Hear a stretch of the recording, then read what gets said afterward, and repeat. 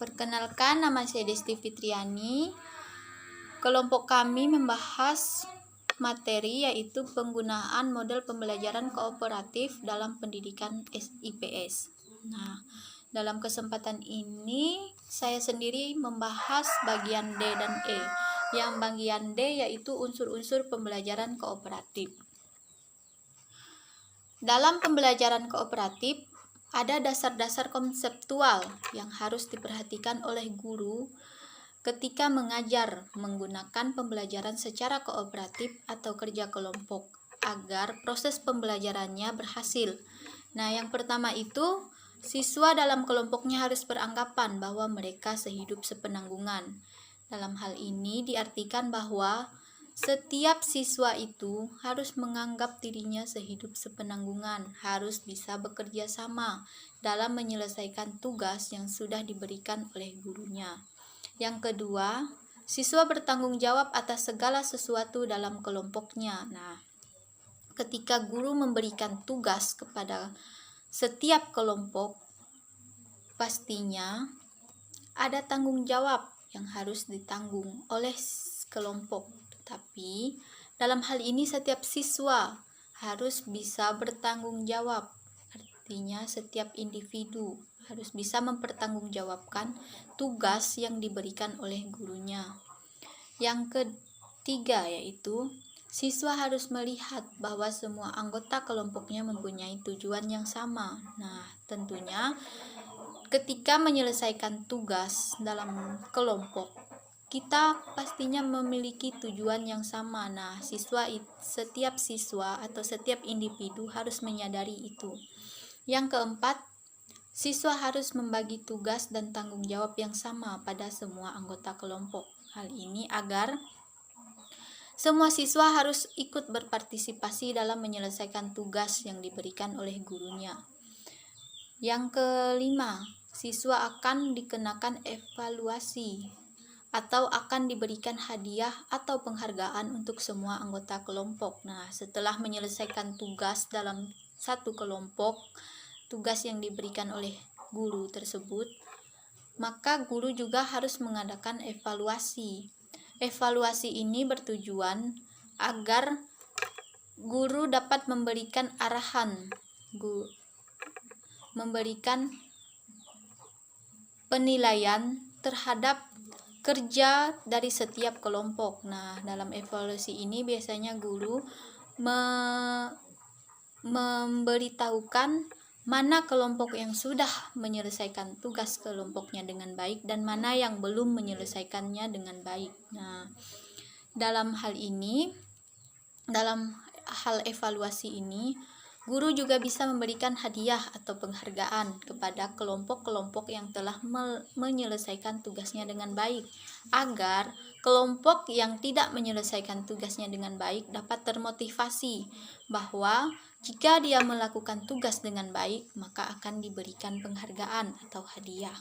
Yang selanjutnya yaitu siswa akan diminta mempertanggungjawabkan secara individual materi yang ditangani dalam kelompok kooperatif. Nah, meskipun pembelajaran kooperatif ini seperti yang kita ketahui kerja kelompok, tetapi juga setiap siswa harus mempertanggungjawabkannya secara individu. Nah, yang selanjutnya juga siswa berbagi kepemimpinan dan mereka membutuhkan keterampilan untuk belajar bersama. Nah, dalam belajar kelompok tersebut, maka dalam satu kelompok harus dibagi kepemimpinannya. Misalnya satu orang yang bisa dipercaya oleh teman-temannya yang lain sebagai ketua kelompok, yang satunya lagi misalnya sebagai penulis, agar ketika ada hal-hal yang perlu dicatat ketika mengerjakannya, ada yang bertanggung jawab untuk menulis.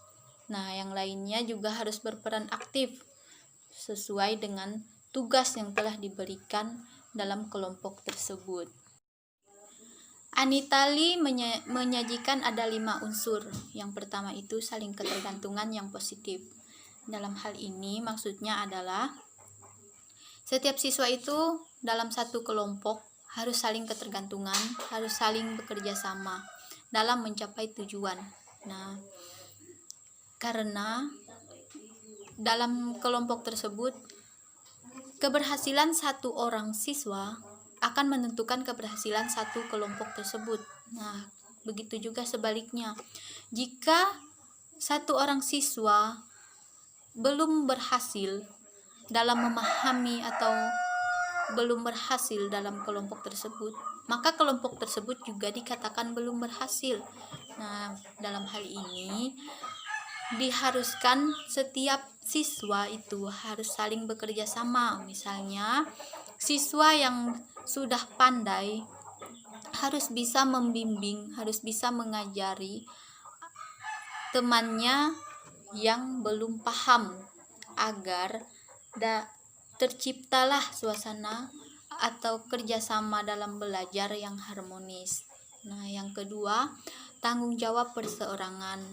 Nah, seperti yang sudah dijelaskan sebelumnya, bahwa dalam pembelajaran kooperatif itu juga diperlukan tanggung jawab perseorangan, karena nantinya guru juga akan membuat soal atau membuat pekerjaan yang harus dikerjakan secara individual. Nah, oleh sebab itu tanggung jawab perseorangan itu diperlukan, karena ketika guru memberikan tugas secara individual, otomatis pengerjaannya juga dilakukan oleh perseorangan. Jadi tidak ada teman yang bisa membantu, kecuali bisa membantu hanya sebatas bertanya apa yang kurang paham, tetapi bukan berarti kerja kelompok atau tugasnya dikerjakan mengandalkan temannya. Nah, yang ketiga, interaksi tatap muka. Interaksi tatap muka di sini diartikan bahwa pastinya dalam satu kelompok itu terdapat beberapa siswa. Nah, siswa tersebut tentunya memiliki latar belakang yang berbeda-beda. Nah, dalam hal pembelajaran secara kooperatif atau pembelajaran secara berkelompok ini, diharapkan setiap siswa itu harus bisa saling bertukar pikiran. Nah, harus bisa saling memahami, harus bisa bertukar pikiran, itu harus bisa saling menghargai dalam memecahkan permasalahan yang ada dalam kelompoknya. Nah, yang hal ini juga akan berakibat hasil yang baik untuk dicapai dalam kelompok tersebut. Nah, yang selanjutnya itu komunikasi antar anggota. Tidak semua siswa itu bisa berkomunikasi dengan baik. Nah, dalam hal ini guru harus bisa memberikan arahan atau pengajaran bagaimana cara berkomunikasi dengan baik. Nah, dalam hal ini guru harus bisa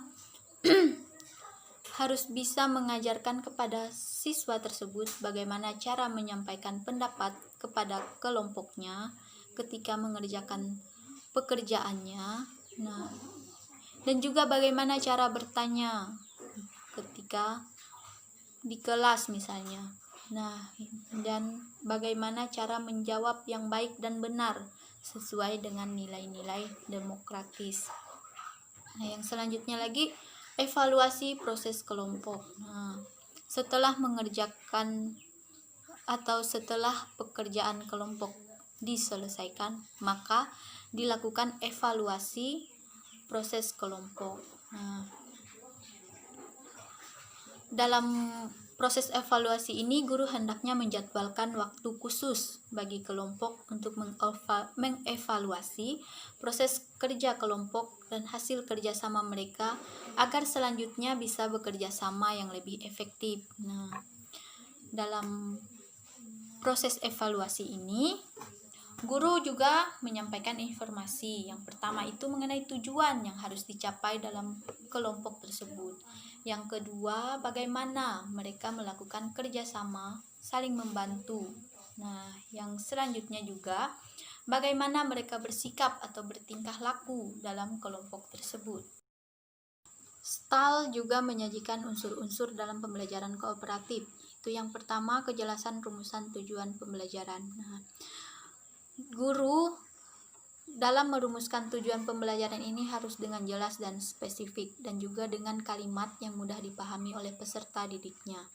Nah, dalam merumuskan tujuan pembelajaran ini juga harus sesuai dengan tujuan kurikulum dan tujuan pembelajaran. Nah, tujuan pembelajarannya itu apakah ditekankan pada pemahaman materi pembelajaran, sikap dan proses dalam bekerja sama, atau keterampilan-keterampilan tertentu.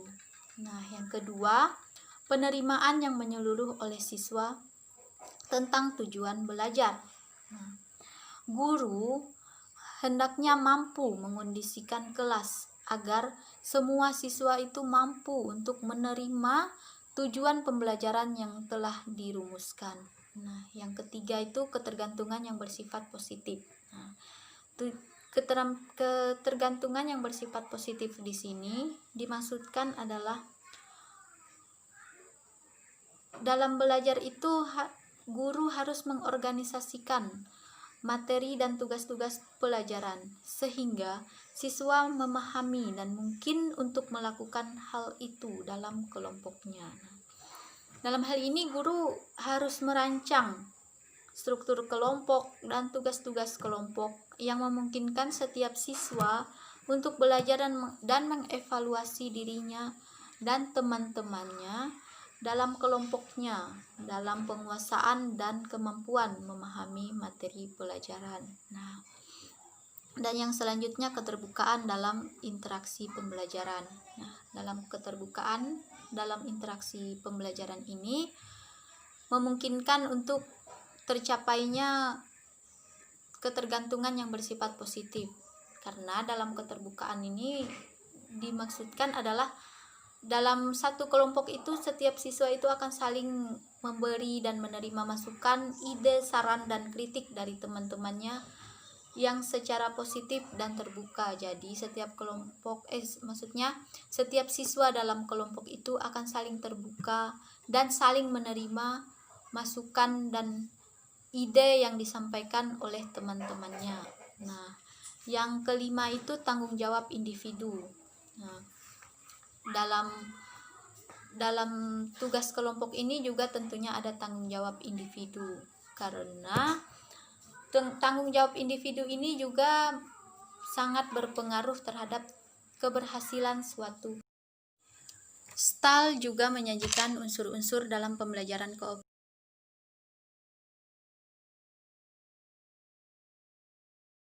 itu bisa tercapai dengan baik.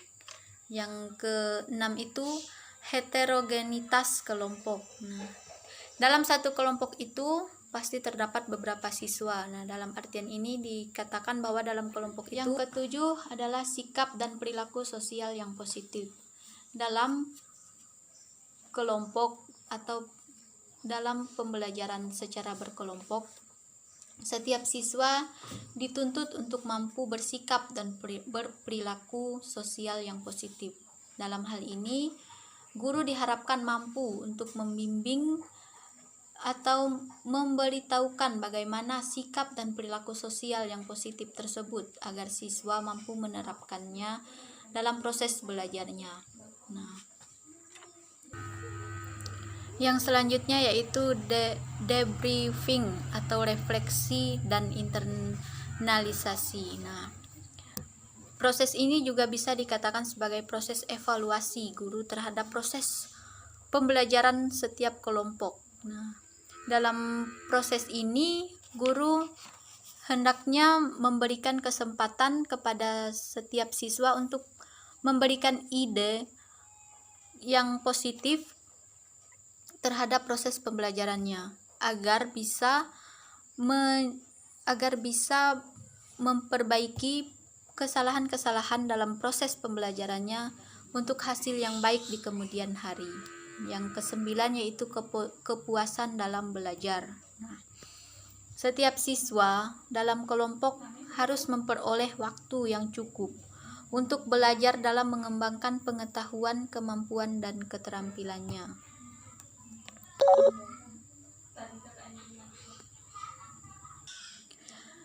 Dalam pelaksanaannya, guru sering terjadi salah pengertian untuk pembelajaran kooperatif ini.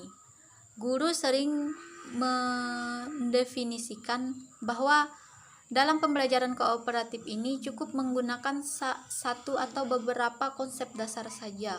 Nah, secara khusus dalam menerapkan model kooperatif ini, guru hendaknya memahami dan mampu mengembangkan rancangan pembelajaran sedemikian rupa. David dan Johnson pada tahun 1989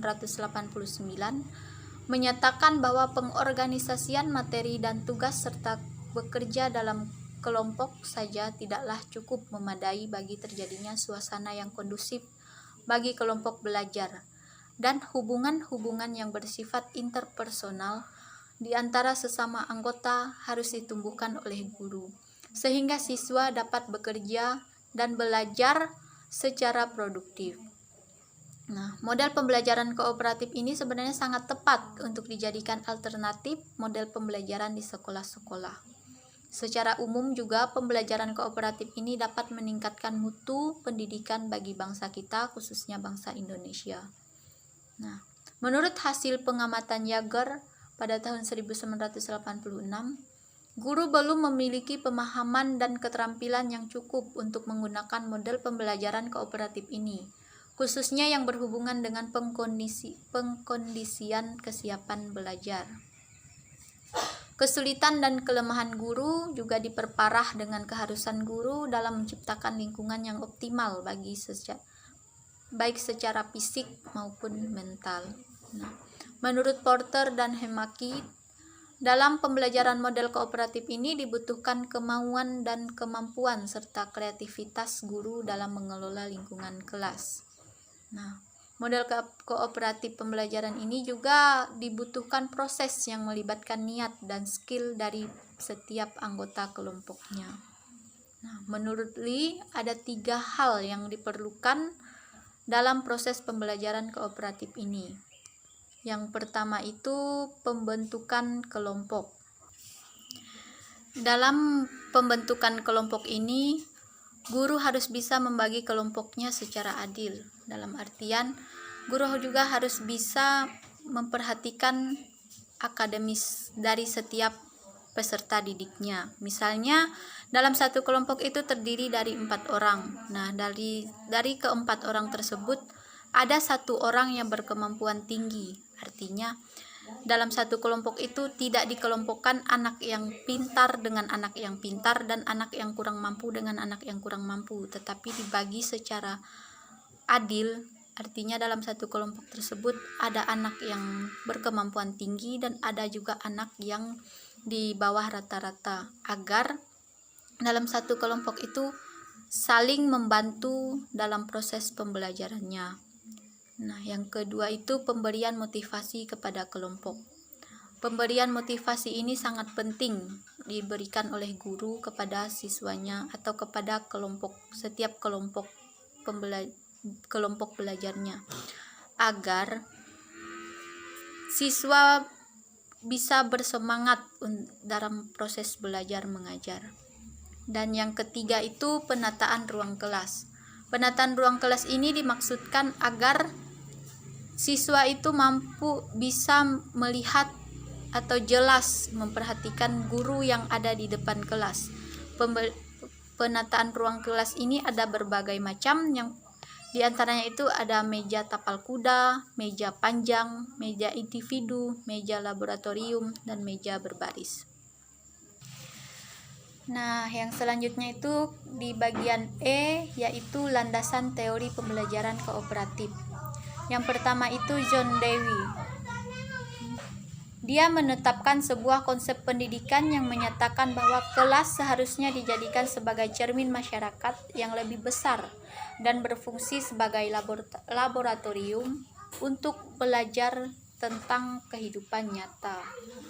Dia juga mengharuskan guru menciptakan di dalam lingkungan belajarnya itu harus menciptakan suatu sistem sosial yang bercirikan dengan prosedur yang demokrasi dan proses ilmiah.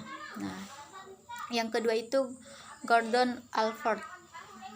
Dia memberikan komentar bahwa Hukum saja tidak akan mengurangi kecurigaan antar kelompok dan mendatangkan penerimaan serta pemahaman yang lebih baik. Nah, dia juga merumuskan 3 kondisi dasar untuk mencegah terjadinya kecurigaan antar ras dan etnis. Yang pertama itu kontak langsung antar etnik, dan yang kedua itu sama-sama berperan serta di dalam kondisi status yang sama antara anggota dari berbagai kelompok dalam suatu setting tertentu. Dan yang ketiga itu setting secara resmi mendapat persetujuan kerjasama antar etnik. Yang ketiga itu teori konstruktivisme. Ide-ide konstruktivisme ini memiliki arti bahwa semua siswa benar-benar mengkonstruksikan pengetahuan untuk dirinya sendiri dan bukan pengetahuan yang datang dari guru kemudian diserap oleh siswa. Nah, dalam hal ini berarti siswa itu juga diharapkan untuk tidak terlalu bertergantungan kepada guru. Artinya materi yang didapat dalam proses belajar itu tidak semata-mata diharapkan didapatkan dari seorang guru, tetapi siswa itu sendiri juga harus mampu untuk menggali atau mencari informasi dalam proses belajarnya. Yang keempat adalah belajar berdasarkan pengalaman. Pengalaman itu memberikan wawasan, pemahaman, dan teknik-teknik yang sulit untuk dipaparkan kepada seseorang yang tidak memiliki pengalaman yang serupa. Tentunya setiap siswa itu memiliki pengalaman yang berbeda-beda. Nah, jadi dalam pembelajaran kooperatif ini juga belajar berdasarkan pengalaman itu diperlukan. Nah, kita sering mendengar pepatah mengatakan bahwa pengalaman itu merupakan guru yang paling berharga. Nah, yang kelima itu model pembelajaran kooperatif.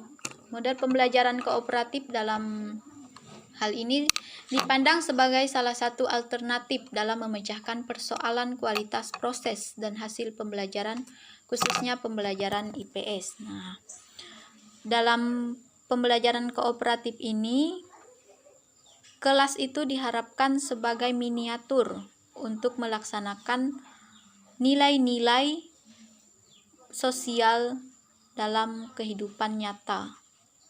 Nah, artinya nilai-nilai tersebut diterapkan di dalam kelas tersebut.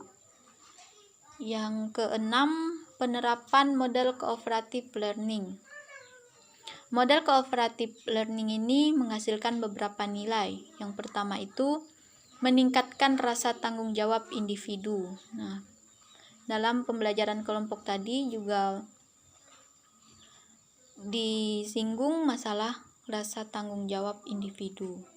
Yang kedua itu menumbuhkan ketergantungan yang bersifat positif. Yang ketiga memungkinkan terbinanya hubungan yang bersifat terbuka. Dan yang terakhir memungkinkan pengembangan keterampilan.